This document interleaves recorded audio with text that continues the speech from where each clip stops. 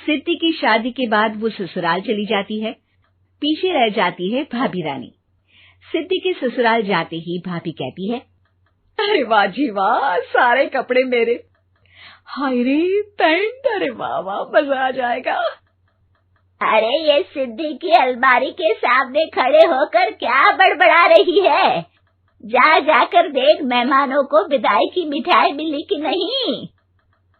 अब हाँ माँ जी, क्यों नहीं, लेकिन पहले कपड़े तो बदल लूं।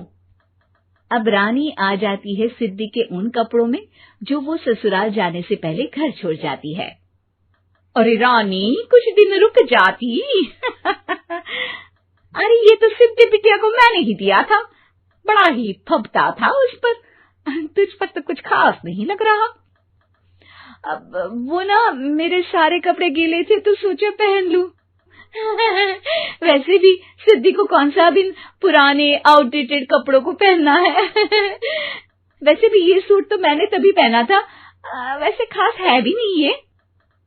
हाँ ठीक है, लेकिन ना मेरी सिद्धि पर तो जमता था।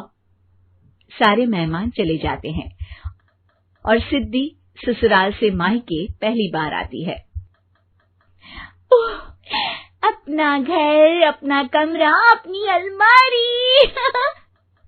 ये बोलकर जैसे ही सिद्धि अलमारी खोलती है तो सामने उसके कपड़ों की जगह कुछ और ही रखा होता है। माँ, जरा कमरे में तो आना।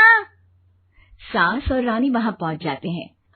रानी ने पहनी होती है सिद्धि की जींस और टी शर्ट। अरे भाभी, ये क्या? ये तो मेरी बड़ी ही महंगी टी शर्ट है, इसे आपने घर में क्यों पहनी है? अरे बहुत मिलती है दीदी ये चौक की मार्केट में, 150 में।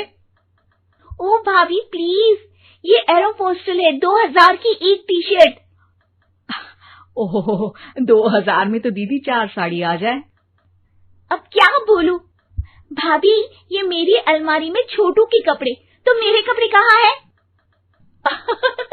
मेरी अलमारी में? अब दीदी आपको कौन से पुराने कपड़े पहनने थे? माना भाभी, लेकिन मैं जब घर आती तो यही सब पहनती ना। अरे तुम तो बड़ी कंजूस हो दीदी। खैर, वक्त आता है जब सिद्धि ससुराल के लिए रवाना हो रही होती है। अरे रानी, अंदर से सिद्धि का गिफ्ट ले आ, लड़की पहली बार ससुराल से मायके आई है। रानी अंदर जाती है और एक सिंपल सी साड़ी लेकर बाहर आ जाती है। ये लीजिए माँ जी। सास बेटी को गिफ्ट देकर ससुराल भेजती है। अगले दिन रानी एक सुंदर सी साड़ी पहनकर सामने आती है। अरे रानी, ये तो वो साड़ी है जो मैंने सिद्धि को देने के लिए दी थी जब वो ससुराल ले जाती, लेकिन ये तूने कैसे पहन ली? अरे माँ जी, ये साड़ी तो मुझे बहुत पहले से ही पसंद थी, लेकिन चिंता ना करिए, मैंने सिद्धि के लिए भी अच्छी सी साड़ी दी है। हाँ। तभी सिद्धि का फोन आता है। क्या माँ, कुछ अच्छा तो दिया होता ससुराल ले जाने के लिए। अरे पहले दिखा दिया होता। ये चमकते हुए पैकेट में नौकरानी वाली साड़ी मत दिया करो माँ। अरे बेटे, वो तेरी भाभी ने ना गलती से उससे पैकेट बदल गया। हाँ, मैं कल ही तेरे भाई के हाथ से तेरा वाला पैकेट भेज दूंगी। अरे रहने दो माँ, आई एम श्योर भाभी ने अभी वही साड़ी पहनी होगी जो तुमने मेरे लिए रखी थी। तुम तो समझ नहीं पाई उनको। खैर छोड़ो, मैं ज्यादा बोलती अच्छी नहीं लगती, रहने दो, आपको उन्हीं के साथ रहना है, फिर बात करेंगे। सास को रानी पर गुस्सा आ जाता है। वो उसके कमरे में जाती है जहाँ वो शादी का एल्बम देख रही होती है। रानी, मार्केट जाकर एक ऐसी ही साड़ी लेकर आ, कल प्रतीक जाकर सिद्धि के घर दे आएगा। अरे क्यों माँ जी, कितनी साड़ी देनी है दीदी को? यहाँ कोई सेल लगी है क्या? अरे चुप कर, मेरे बेटी के हिस्से की साड़ी खुद पहन ली, अब ज्यादा ज्ञान बांट रही है। एक दिन सिद्धि का फोन आता है। माँ, मेरी सास ने आप सबको खाने पर बुलाया है। सारे लोग सिद्धि के ससुराल पहुंचते हैं। खाना खाकर वो लोग निकल रहे होते हैं कि सिद्धि की सास सभी को गिफ्ट देती है।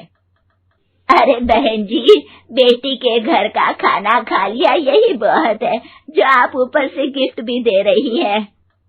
अरे बहन जी, आप भी कहाँ इन बातों पर विश्वास कर रही हैं। सास सभी को गिफ्ट देती है, लेकिन रानी को जो साड़ी देती है वो अजीब सी हरे रंग की लाल रंग के बड़ी छाप वाली होती है। अरे छी, ये कौन पहनेगा? सासू माँ को तो जरी वाली इतनी सुंदर, और मेरे लिए ये नौकरानी वाली। अरे भाभी, दरअसल मैं जब भी घर आती थी आप वापसी में ऐसी ही साड़ी देती थी ना, तो माँ ने सोचा कि आपको आपकी पसंद की ही साड़ी क्यों ना दी जाए। बेचारी रानी, बोलती भी तो क्या। सिद्धि और सास रानी का चेहरा देखकर हंसने लगती है, तो रानी समझ जाती है कि अपने ही बिछाए जाल में वो फंस चुकी है।